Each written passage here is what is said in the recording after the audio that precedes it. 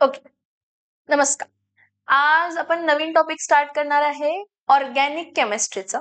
Basic principles and chemistry of basic principles and basic principles and techniques of organic chemistry. ठीक आहे.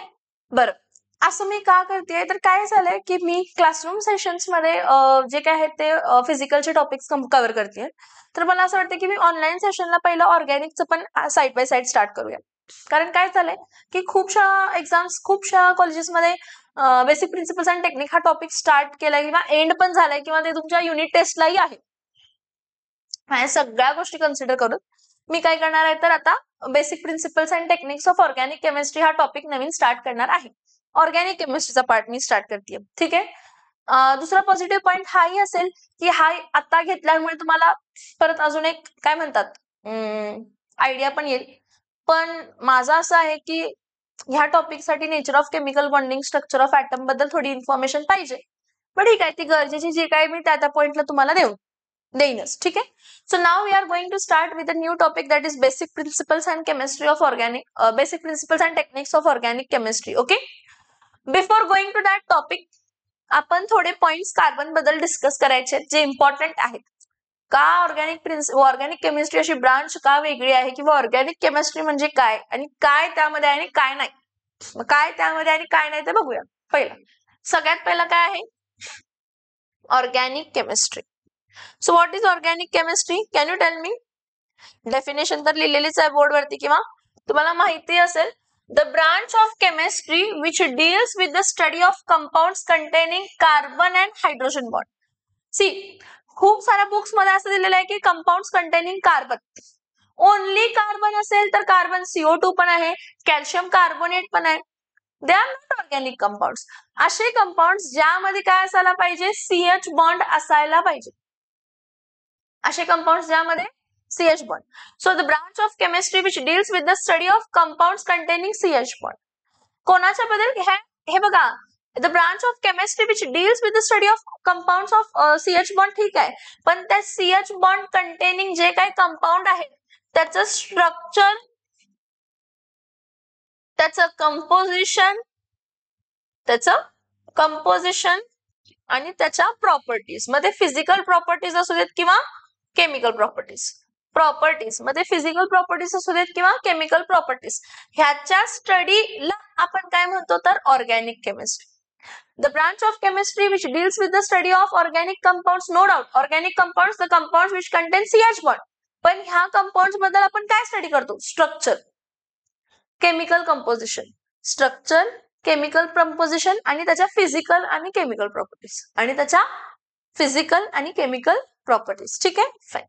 आता बघा, यामध्ये कार्बन खूप म्हणजे कार्बनला वर्सटाईल एलिमेंट ही म्हणतो किंवा ऑर्गॅनिक कंपाऊंड्स म्हटलं की आपल्या लक्षात फक्त कार्बन येतं. मग या कार्बन बद्दल थोडं डिस्कस करूया.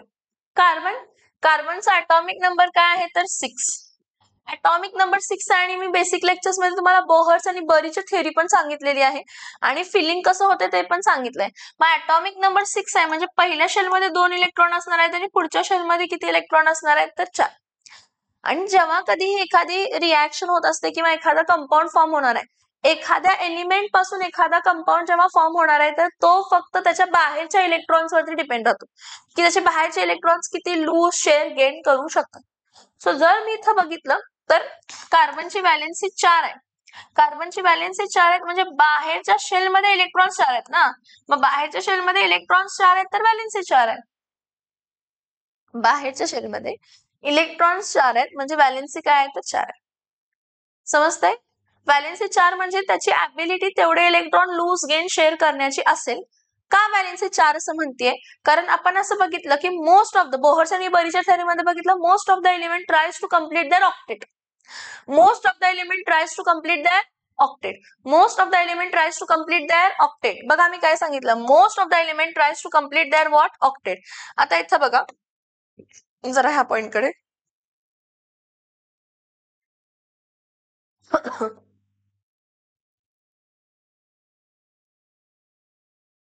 हा पिरियॉडिक टेबल आहे. ह्या पिरियॉडिक टेबल मध्ये हा कार्बन आहे इथं. इथं काय आहे, कार्बन. ह्या कार्बनचा ऍटॉमिक नंबर काय आहे? या कार्बनचा ऍटॉमिक नंबर 6 आहे बाळा. ह्या कार्बनचा ऍटॉमिक नंबर काय आहे तर 6. ठीक आहे. मग 6 म्हणजे याचं कॉन्फिगरेशन काय आहे तर 2, काय आहे तर 4. मग आपण काय म्हणतो, कोणताही एलिमेंट रिॲक्शन का करतो? कोणताही एलिमेंट रिॲक्शन करतो त्याला स्टॅबिलिटी अचीव्ह करायची. आणि ती स्टॅबिलिटी त्याला कशी अचीव्ह होते? एक nearest inert gas configuration achieve करून. Nearest inert gas configuration achieve करून कार्बनचा नियरेस्ट इनर्ट गॅस एकतर निऑन आहे किंवा कार्बनचा नियरेस्ट इनर्ट गॅस एकतर हेलियम आहे. मग हेलियमचा ॲटॉमिक नंबर 2 आहे म्हणजे इथं 2. बाहेरच्या शेलमध्ये 2च इलेक्ट्रॉन आहेत.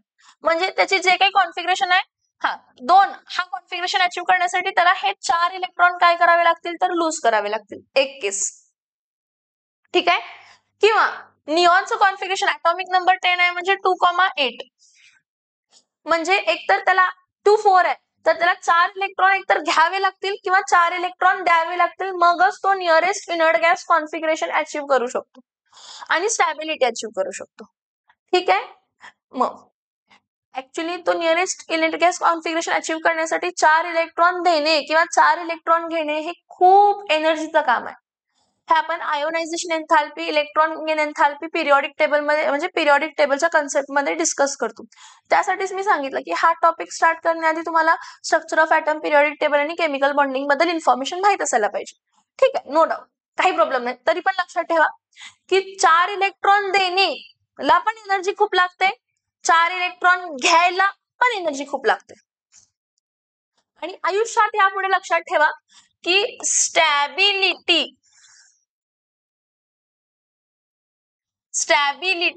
is inversely proportional to energy. Energy जास्त म्हणजे स्टॅबिलिटी कमी. आता मी काय सांगितलं तुम्हाला की कार्बनने एकतर 4 इलेक्ट्रॉन द्यायला पाहिजे किंवा घ्यायला पाहिजे nearest inert gas configuration achieve करण्यासाठी. का तर इनर्ट गॅस कॉन्फिगरेशन म्हणजे इनर्ट गॅसेस का म्हणतो कारण ते रिॲक्ट करत नाही, स्टेबल आहेत. मग कार्बनला पण वाटतं की मी पण स्टेबल व्हावं. कसं तर 4 इलेक्ट्रॉन देऊन किंवा 4 इलेक्ट्रॉन घेऊन. मग त्यानंतर ना असं लक्षात येतं की तो 4 इलेक्ट्रॉन देऊ पण शकत नाही, 4 इलेक्ट्रॉन घेऊ पण शकत नाही कारण एनर्जी खूप लागणार आहे त्या सगळ्या गोष्टीसाठी. मी ह्या पॉइंट परत एक्सप्लेन करणार आहे एनर्जीचं. मग त्याऐवजी तो शेअर करतो. त्याऐवजी तो काय करतो? शेअर. मग कार्बन हा कधीच इलेक्ट्रॉन 4 देत नाही किंवा 4 इलेक्ट्रॉन घेत नाही. कार्बन हा कायम इलेक्ट्रॉन काय करतो? शेअर. आणि नॉर्मली कार्बन आपण दाखवताना असा दाखवतो. समजतं? ठीक आहे. हे समजून घ्या. हे पॉइंट्स आपण जसं जसं शिकत जाऊ तसं तुम्हाला आणि जास्त समजत जाईल. ठीक आहे. सो इथं बघा काय म्हणलंय, carbon is a special. Carbon का स्पेशल आहे? Carbon is special because it can form long chain and rings and making a huge variety of molecules possible.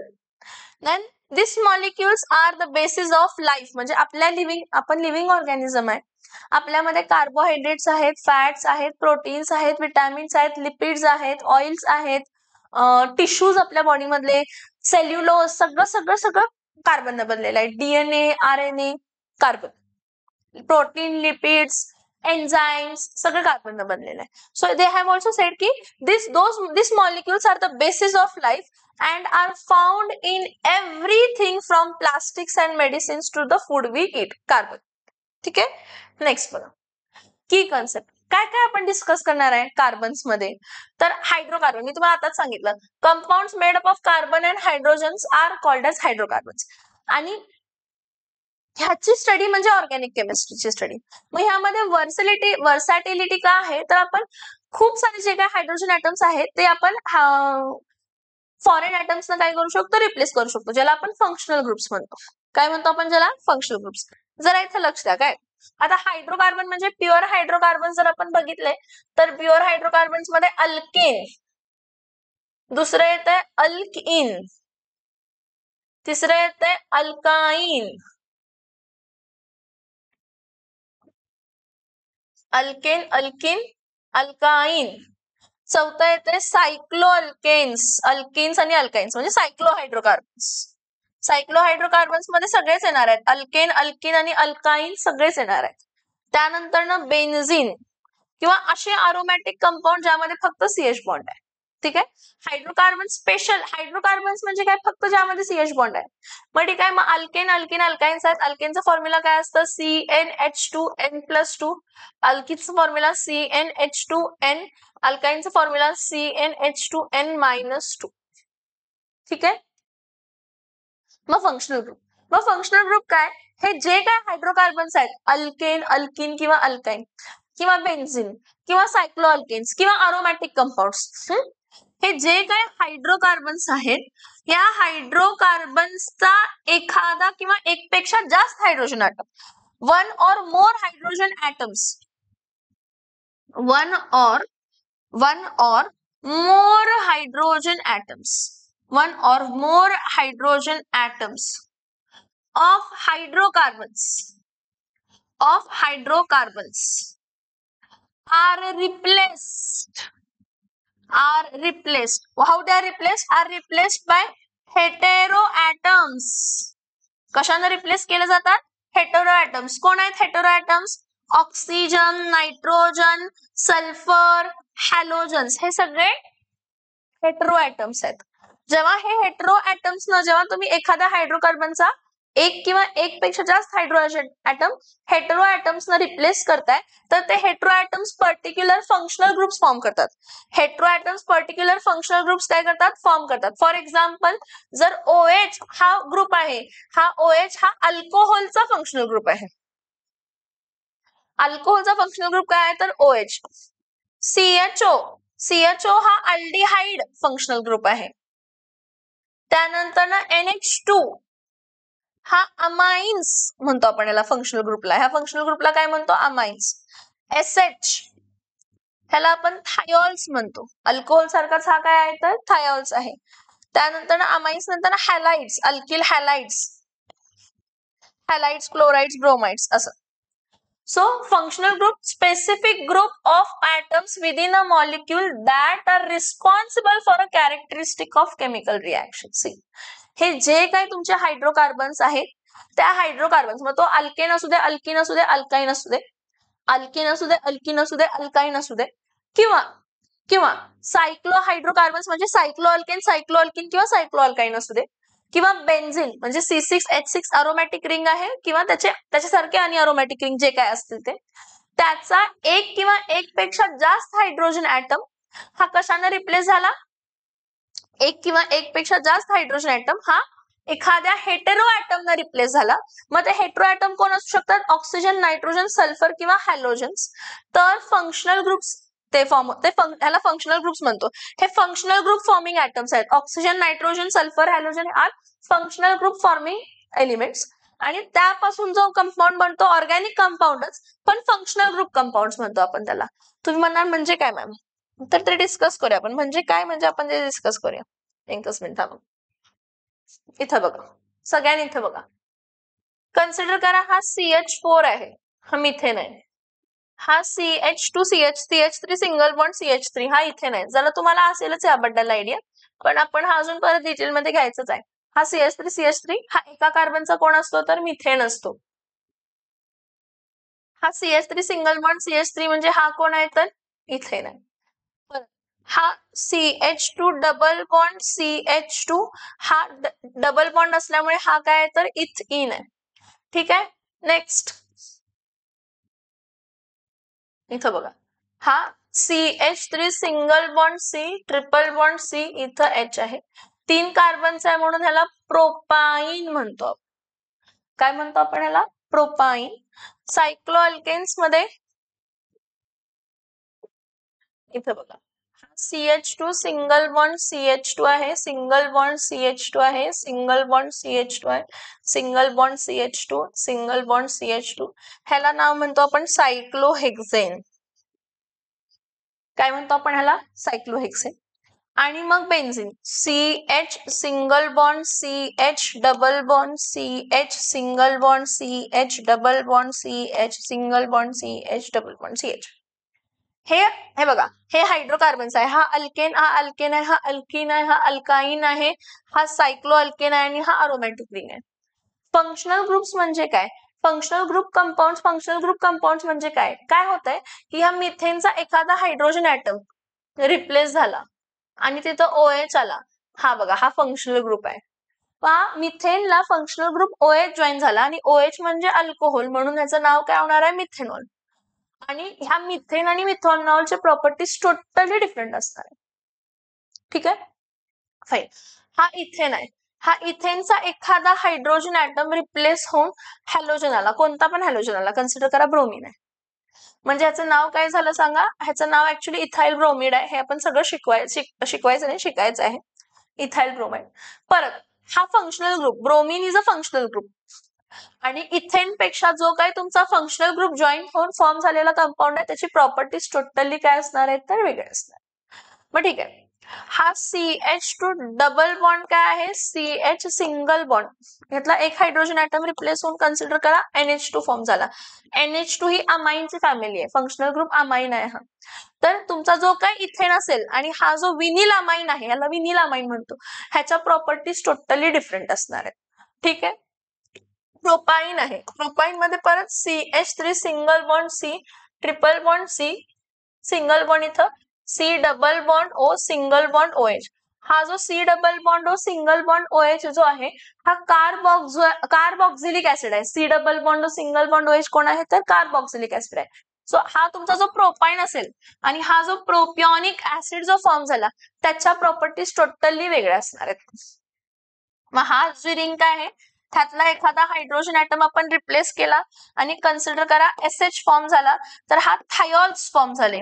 मग तुमचा जो काही सायक्लोहेक्झेन आहे आणि सायक्लोहेक्झेन थायॉल जो आहे त्याच्या प्रॉपर्टीज टोटली डिफरंट असतात. परत बेन्झिन रिंग आहे.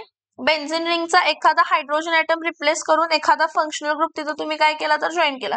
कन्सिडर करा की मी परत तिथं OH डॉल करते, हे फिनॉल बनतं.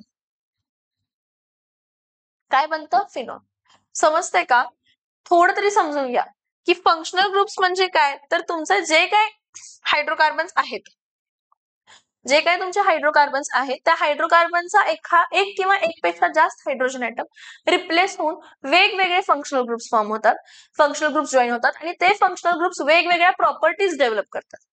ऑलमोस्ट असं म्हटलं जातं की 6 मिलियन ऑर्गॅनिक कंपाऊंड आहेत म्हणून. व्हरायटी आपण डिटेलमध्ये डिस्कस करायचे, त्यातले थोडेच, तेवढे तर करणार नाही. So, specific group of atoms within a molecule that are responsible for a characteristic chemical reactions are called as functional groups. Now, isomers.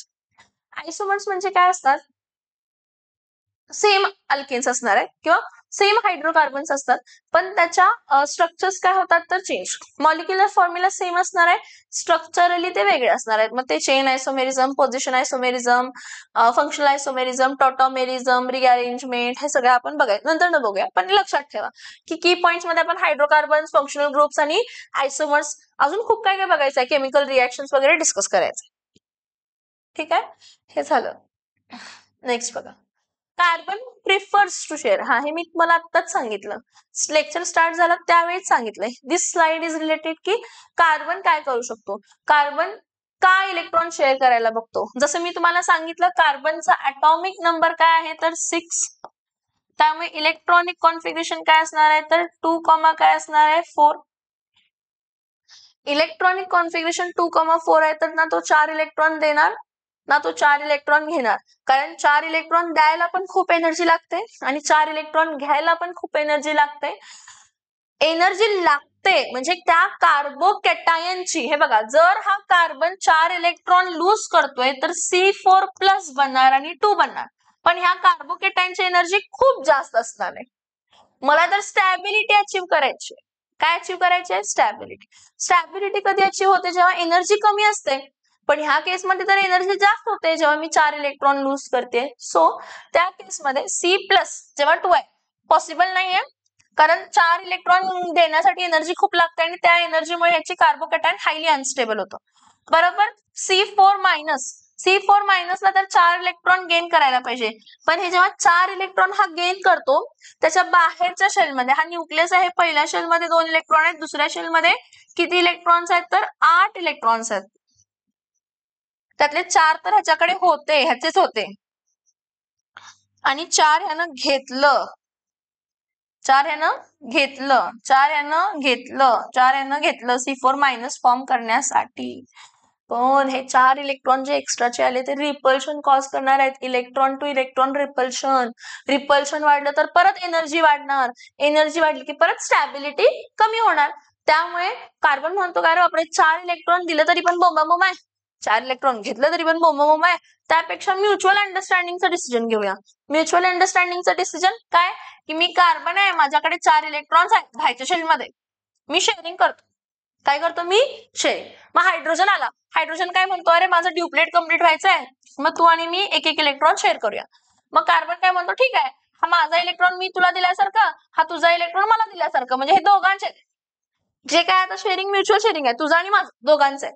Similarly अजून एक हायड्रोजन आला, अरे बाबा म्हणतो तो, ठीक आहे शेअरिंग, माझा इलेक्ट्रॉन तू घे, तुझा इलेक्ट्रॉन मी घे, घेतल्यासारखं, घेतलेलं नाही, mutual sharing, mutual give and take relation, symbiotic association है, तू मेरे को खाना दे मैं तेरे को जगा दूंगा रहने के लिए, या फिर मैं तेरे को जगा दे रहा हूं तो तू मेरे को खाना दे. बायोलॉजी मधलं आहे पण इथं लक्षात ठेवा, mutual understanding, sharing. Sharing is caring. म्हणजे डॉटचे जे इलेक्ट्रॉन्स आहेत ते कोणाचे आहेत, तर डॉट इलेक्ट्रॉन्स कार्बनचे आहेत आणि क्रॉस इलेक्ट्रॉन आहेत ते हायड्रोजनचे आहेत. त्याला डॉट अँड क्रॉस प्रोडक्ट पण म्हणजे डॉट अँड क्रॉस स्ट्रक्चर पण म्हणतो. म्युच्युअल शेअरिंग झाली. म्युच्युअल शेअरिंग मध्ये कार्बनला काय वाटलं, हा जाऊ की 1 2 1 2 1 2 1 2, मी जेव्हा शेअर करतोय त्यावेळी हे पण इलेक्ट्रॉन माझ्या बरोबर शेअर होत आहेत, त्यामुळे कार्बनचा ऑक्टेट कंप्लीट झाला आणि हायड्रोजनचा ड्युप्लेट कंप्लीट झाला. So sharing is caring. म्हणजे ह्या पुढे आयुष्यात जेवढे काही तुम्ही कार्बनचे कंपाऊंड बघणार आहेत ते शेअरिंग ऑफ इलेक्ट्रॉन मुळे झालेत आणि त्या शेअरिंग कपॅसिटीमुळे तो अजून एक नवीन कपॅसिटी दाखवतो, कॅटिनेशन म्हणजे सेल्फ लिंकिंग. कॅटिनेशन म्हणजे काय, कॅटिनेशन म्हणजे काय तर सेल्फ लिंकिंग. इथं बघा, carbon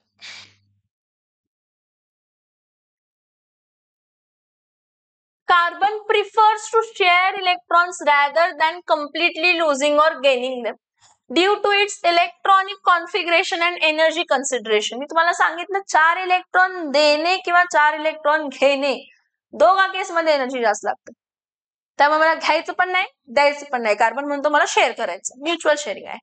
So electronic configuration, carbon has 4 valence electron in its outermost shell. To achieve stable octet 8 electrons, it would need either gain 4 electrons, एक तर 4 इलेक्ट्रॉन घेणार, or it will lose 4 electron. म्हणजे 4 electron देणे आणि घेण्यात energy खूप लागते. बघा, gaining of 4 electron, it requires a lots of energy to add 4 electrons as it would create a highly negative ion, C4 ion with significant electron repulsion. Significant electron repulsion, 4 electron जास्त आले, repulsion वाढला, stability कमी, repulsion वाढला, energy जास्त, stability कमी. बरं पुढे बघा, losing 4 electron, similarly removing 4 electrons requires a substantial, खूप एनर्जी लागते 4 इलेक्ट्रॉन रिमूव्ह करण्यासाठी आणि highly positive C4 plus ion बनवण्यासाठी. हायली पॉझिटिव्ह C4 आयन बनला तरी पण तो C4 आयन स्टेबल नसणार आहे, कारण त्यानं इलेक्ट्रॉन इतकी एनर्जी लूज करतो ना 4 इलेक्ट्रॉन देण्यासाठी, खूप. त्याला आयोनायझेशन एन्थाल्पीची कन्सेप्ट आपण डिस्कस करतो. The amount of energy required to remove an electron from its outermost shell. एखाद्या इलेक्ट्रॉनला रिमूव्ह करण्यासाठी, आउटरमोस्ट शेल मधून इलेक्ट्रॉन रिमूव्ह करण्यासाठी एनर्जी लागत असते. म्हणजे पहिला इलेक्ट्रॉन रिमूव्ह करण्यासाठी एनर्जी लागते, त्यापेक्षा जास्त दुसरा इलेक्ट्रॉन रिमूव्ह करण्यासाठी, त्यापेक्षा जास्त तिसरा इलेक्ट्रॉन रिमूव्ह करण्यासाठी, त्यापेक्षा जास्त चौथा. ती खूपच एनर्जी लागते आणि ती खूप एनर्जी म्हणजे बेसिक कन्सेप्ट आहे की मला स्टॅबिलिटी हवी आहे. मग एनर्जी जास्त झाली तर कुठली स्टॅबिलिटी, एनर्जी जास्त झाली तर कुठली स्टॅबिलिटी, नो स्टॅबिलिटी, स्टॅबिलिटी मिळत नाही. मग त्यासाठी तो शेअरिंग करतो. काय करतो तो, शेअरिंग. मग शेअरिंग इज केअरिंग मध्ये तो काय करतो, खूप सारे कार्बन एक दुसऱ्याबरोबर हायली डेन्स नेटवर्क बनवू शकतात. Carbon carbon linking, self linking ज्याला म्हणतो, त्याला कॅटिनेशन. काय म्हणतो आपण त्याला, कॅटिनेशन. इथं बघा, कॅटिनेशन म्हणजे काय, सेल्फ लिंकिंग. कॅटिनेशन म्हणजे काय तर सेल्फ लिंकिंग ॲबिलिटी आहे. बघा, catenation is the ability of an element to form long chain or ring chain by bonding with itself. Carbon exhibit this property or remarkable expend much more than so other element. Total 118 element आहेत. त्या 118 element मध्ये सगळ्यात जास्त carbon carbon म्हणजे सगळ्यात जास्त कॅटिनेशन self linking property दुसऱ्या बरोबर शेअर म्हणजे स्वतःच कार्बन दुसऱ्या कार्बन बरोबर लिंक करणार असं हजारो लाखो करोडो मध्ये होऊ शकतं. सगळ्यात जास्त प्रॉपर्टी कोण दाखवतो तर कार्बनच दाखवतो. आणि इथं हायड्रोकार्बन्स मध्ये काय इम्पॉर्टंट आहे कारण तो स्ट्रेट चेन पण फॉर्म करू शकतो, ब्रांच पण फॉर्म करू शकतो, रिंग पण फॉर्म करू शकतो. हा so that's why it is important in organic chemistry. इथं बघा मी थोडे कंपाऊंड्स पण दाखवते तुम्हाला. हे बघा हा कार्बन आहे, हा कार्बन आहे, हा कार्बन आहे, हा कार्बन आहे, हा कार्बन आहे, हा कार्बन आहे. आता एका कार्बनची व्हॅलेन्सी किती आहे 4. हे बघा 1 2 3 4. परत हा 1 2 3 4. परत हा कार्बन 1 2 3 4. परत हा कार्बन 1 2 3 4. परत हा कार्बन 1 2 3 4. परत हा कार्बन 1 2 3 4. आता हे जे कार्बन आहेत आजूबाजूला हे म्युच्युअल शेअरिंग ह्यांनी केलं. काय केलं ह्यांनी? Mutual sharing, mutual sharing, mutual sharing, mutual sharing, mutual sharing, mutual sharing, self linking स्वतः बरोबरच लिंक झाले. परत अजून हे जे 3 बॉन्ड राहिलेत ना इथं हे 3 बॉन्ड परत कार्बनला लिंक होऊ शकतात. परत इथं किती 2 इलेक्ट्रॉन राहिले तर हे 2 इलेक्ट्रॉन परत आणि कोणाला तरी कार्बनला पण लिंक होऊ शकतात किंवा कोणाला पण लिंक होऊ शकतात. हे बघा दर कार्बनची व्हॅलेन्सी 4 आहे म्हणजे तो 4 बॉन्ड फॉर्म करू शकतो. 4 बॉन्ड म्हणजे काय? Bond are nothing but electrons. 1 2 हा एक इलेक्ट्रॉन दुसरा जो असेल तो हा एक इलेक्ट्रॉन दुसऱ्या बरोबर जो असेल तो हा एक इलेक्ट्रॉन दुसऱ्या बरोबर असू. So this is a self linking straight chain.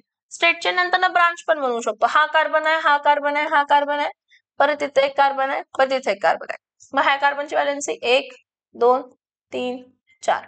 ह्या कार्बनची 1 2 3 4.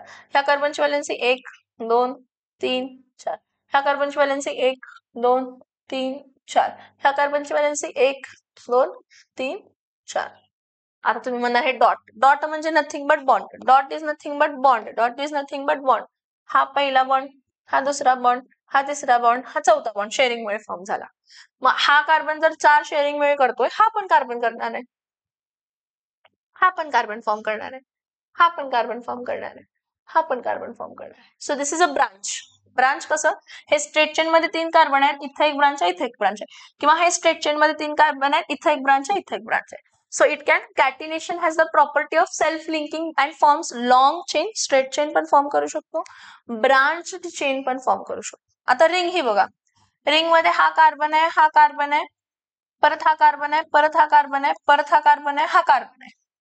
ठीक आहे. दर कार्बनची व्हॅलेन्सी 4 आहे ना, दर कार्बनची व्हॅलेन्सी 1 2 3 इथं परत इथं 4 लिहिते, इथं 4 लिहिते 1 2 3 4.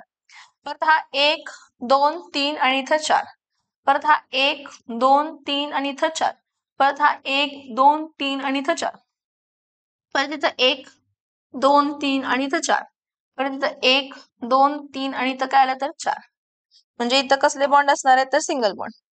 हे बघा इथं बघा हा carbon carbon single bond. 2 electrons म्हणजे एक बॉन्ड, 2 इलेक्ट्रॉन्स म्हणजे एक बॉन्ड, 2 इलेक्ट्रॉन्स म्हणजे एक बॉन्ड, 2 इलेक्ट्रॉन्स म्हणजे एक बॉन्ड, 2 इलेक्ट्रॉन्स म्हणजे एक बॉन्ड, 2 इलेक्ट्रॉन्स म्हणजे एक बॉन्ड. आता इथं हे 2 आहेत ना, हे अशी परत 2 व्हॅलेन्सी क्रिएट झाली ह्या कार्बनची, परत ह्या कार्बनची 2 व्हॅलेन्सी, परत ह्या कार्बनची 2 व्हॅलेन्सी, परत ह्या कार्बनची 2 व्हॅलेन्सी, परत ह्या कार्बनची 2 व्हॅलेन्सी, परत ह्या कार्बनची 2 व्हॅलेन्सी.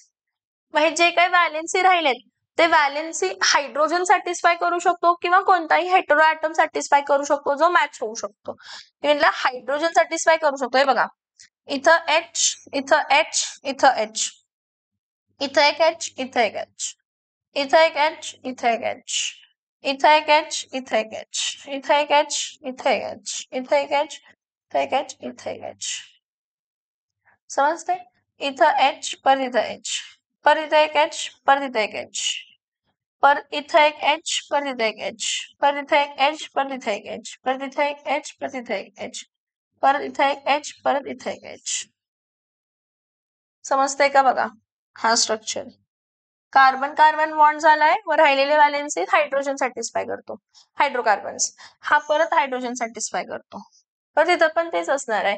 हा इथं एक हायड्रोजन येणार, इथं एक हायड्रोजन येणार, इथं एक हायड्रोजन येणार, परत इथं एक हायड्रोजन येणार, इथं एक हायड्रोजन येणार, इथं एक हायड्रोजन येणार. हे झालं. परत इथं एक हायड्रोजन येणार, इथं एक हायड्रोजन येणार, इथं एक हायड्रोजन येणार, परत इथं एक हायड्रोजन येणार, इथं एक हायड्रोजन येणार, इथं एक हायड्रोजन. Self link. कसले आहेत हे? Self linking. So catenation, what is catenation? Catenation is the ability of an element to form a long chain or a ring by bonding with itself. Carbon exhibit this property to a remarkable extent, much more than elements. So carbon मध्ये carbon atom forms a single covalent bond with each other. These CC bond are strong enough to create a long and ring chains. आणि each carbon has tetravalency. Tetravalency 4 bond form करू शकतो. टेट्राव्हॅलेन्सी किती bond form करू शकतो? 4 bond form करू शकतो. हे बघा, हा कार्बन आहे, इथे एक, इथे एक, इथे एक, टेट्राव्हॅलेन्सी. परत इथं कार्बन आहे, टेट्राव्हॅलेन्सी. परत इथे एक कार्बन आहे, टेट्राव्हॅलेन्सी. परत इथे एक कार्बन आहे, टेट्राव्हॅलेन्सी म्हणजे 1 2 3 4 बॉन्ड बनवणे दर कार्बन.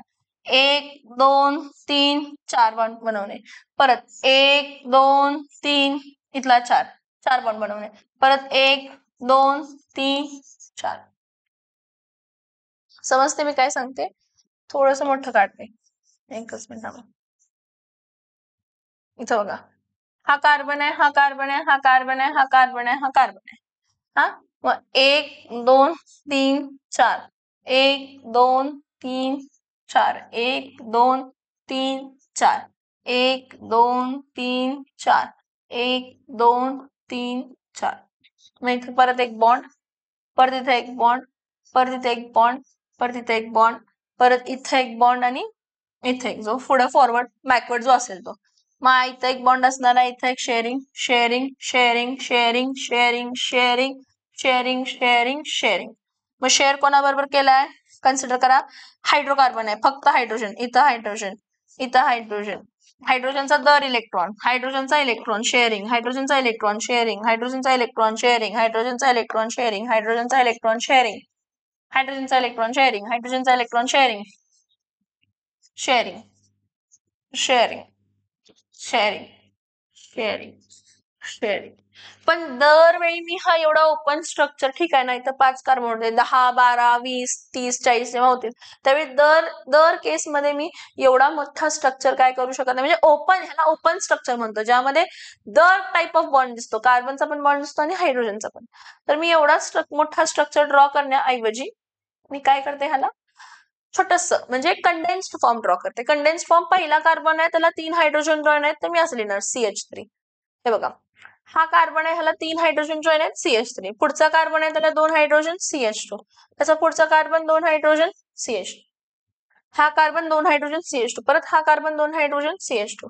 परत हा कार्बन 2 हायड्रोजन, CH2. परत हा कार्बन 3 हायड्रोजन, CH3. ही स्ट्रेट चेन झाली. अशीच मी ब्रांच पण लिहू शकते. हा CH3 आहे, इथं कार्बन आहे, ह्याला एक ब्रांच आली CH3, परत CH3. हे बघा, ह्या कार्बनला 3, हा एक बॉन्ड आणि हे 3 4 झाले. ह्या कार्बनला हा एक बॉन्ड आणि हे 3 4 झाले.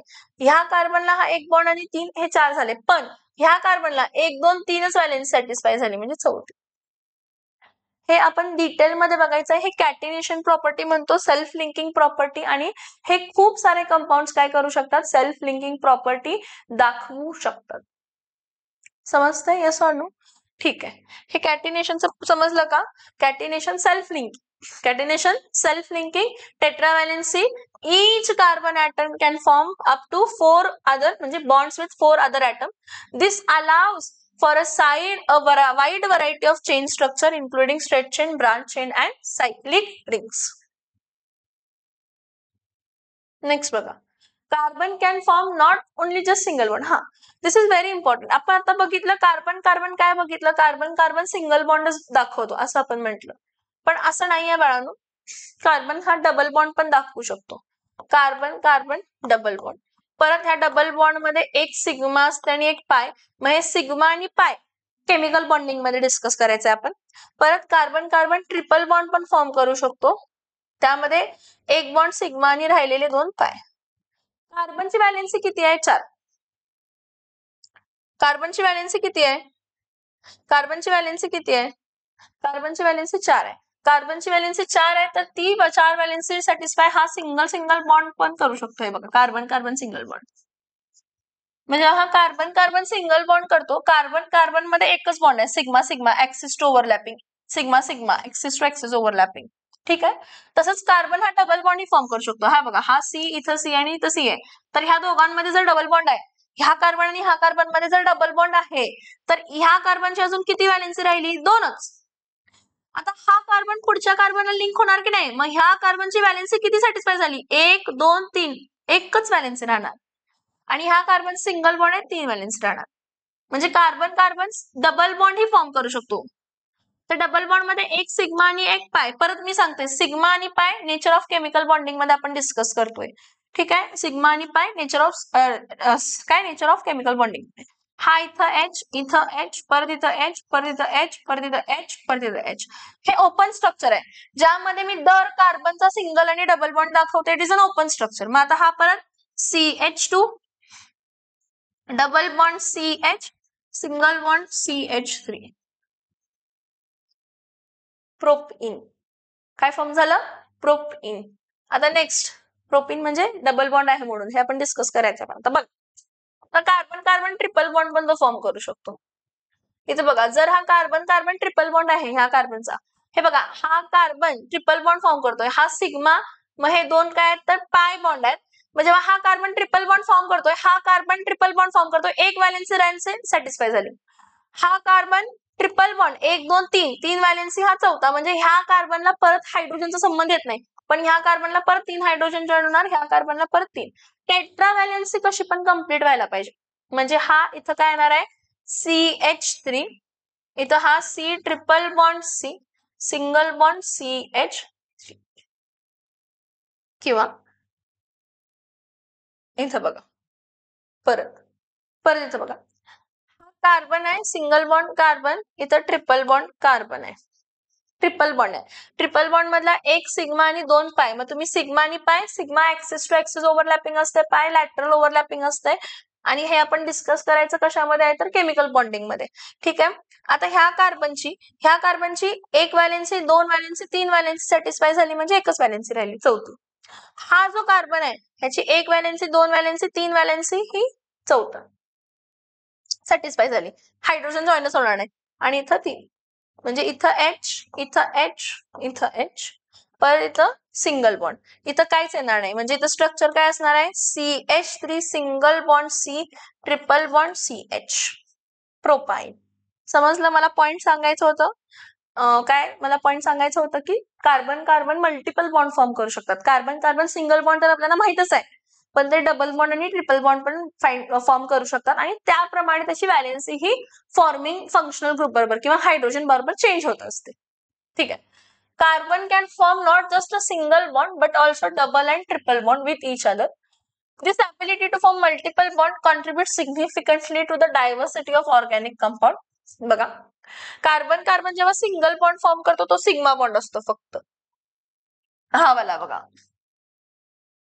This is the most basic type of covalent bond. This is the most basic type of covalent bond formed by whom? Formed by the direct overlap of orbitals between two carbon atoms. It allows free rotation, म्हणजे rotate, carbon rotate होऊ शकतात. हे आपण conformation of ethane वगैरे मध्ये बघायचं. ठीक आहे. आता डबल बॉन्ड कार्बन कार्बन जेव्हा डबल बॉन्ड आला तेव्हा हा कार्बनची 2 व्हॅलेन्सी सॅटिस्फाय झाली, 2 राहिली, 2 सॅटिस्फाय झाली, 2 राहिली, एक सिग्मा आणि एक पाय आहे. So a double bond consists of one sigma and one pi bond. So the sigma bond is formed by direct overlap, while the pi bond is formed by sideways overlap of p orbital. So the pi bond restricts the rotation. Pi bond rotation म्हणजे गोल फिरू देत नाही. आता ते सगळं आपण नंतर बघायचंय. Around the bond. Similarly triple bond मध्ये कार्बन कार्बन जेव्हा मी ट्रिपल बॉन्ड म्हणतोय तर एक सिग्मा आणि 2 पाय आहेत. जर एक पाय रोटेशन अलाउ करत नाही तर 2 पाय तर रोटेशन अलाउ करायचा संबंधच येत नाही. A triple bond consists of one sigma and 2 pi bonds. Like the double bond, the triple bond also represents what? Restricted rotation. Rotation म्हणजे तो कार्बन कार्बन फिरू शकत नाही म्हणजे काय, परत केमिकल बॉन्डिंग असायला पाहिजे. त्यामध्ये तुम्हाला असं दिसतंय की sp3 हायब्रिडाइज्ड कार्बनची जॉमेट्री कार्बन जो sp3 हायब्रिडाइज्ड आहे तर त्याची जॉमेट्री टेट्राहेड्रल असते आणि त्यामुळे त्या टेट्राहेड्रल जॉमेट्रीला रोटेशन पॉसिबल आहे, पण नाही आहेत ह्या केसमध्ये. सो हे लास्ट पॉइंट जे आपण आता जे टॉपिक बघितलं, जे पॉइंट्स बघितले, त्यामुळे ते इज कार्बन्स वर्सॅलिटी ओनली. हे सगळे पॉईंट्स आपण कार्बनची वर्सॅलिटीज मध्ये बघितले आणि तेच पुढच्या लेक्चरला मग आपण नवीन पॉईंट स्टार्ट करणार हायड्रोकार्बन्स म्हणून. ठीक आहे, बघा. Carbon has a 4 valence electron, meaning it can bond with up to 4 other atoms. This allows for complex 3-dimensional network structures. Catenation, as we discussed, carbon can form stable long chains and ring chains itself. This property is called as catenation. Multiple bonding, carbon can form single bond, double bond, triple bond with other atoms including other carbon atom. Isomerism फक्त झाले तुम्हाला 10वीला. मी तुम्हाला आताही सांगेन आपले जेव्हा lecture जेव्हा होतील. Having same molecular formula, 2 compound असणार आहेत, त्यांचा मॉलिक्युलर फॉर्म्युला सेम असणार आहे, पण स्ट्रक्चरली ते वेगळे असणार आहेत. मग स्ट्रक्चरली मग त्याची चेन लेंथ वेगळी आहे, पोझिशन ऑफ फंक्शनल ग्रुप वेगळा आहे, फंक्शनल ग्रुपच वेगळा आहे, किंवा मेटामेरिझमच आहे, किंवा टॉटॉमेरिझम आहे, किंवा ऑप्टिकल ऍक्टिव्हिटी दाखवतोय त्यामुळे ऑप्टिकल आयसोमर आहे का geometric isomer, अशी व्हरायटी ऑफ आयसोमर्स आहेत. So the ability to form isomer compounds with the same molecular formula, पण स्ट्रक्चरली ते डिफरंट असणार आहे. Further increases the diversity of compound. Almost 6 million organic compounds आहेत, म्हणजे ज्यामध्ये CH बॉन्ड आहे, आणि फंक्शनल ग्रुप्स पण आहेत. आपण ऑलमोस्ट 19 फंक्शनल ग्रुप्स बघणार आहे आणि त्यातल्या ऑलमोस्ट 13 तर स्टडी करणार आहे. 19 फंक्शनल ग्रुप बघणार आणि त्याचे 13 स्टडी करणार. स्टडी करणार म्हणजे काय ते पुढच्या लेक्चरला सांगते. ठीक आहे, इथपर्यंत समजलं. पुढचा पॉइंट आपण हायड्रोकार्बन्स म्हणजे actually basic principles and techniques of organic केमिस्ट्रीचा टॉपिक स्टार्ट करणार आहे. एकही लेक्चर मिस करू नका. काय पॉइंट नाही समजलं तर डायरेक्टली मला मेसेज करा, मी तुम्हाला रिप्लाय तर नक्कीच देणार आहे. So bye bye, have a good day.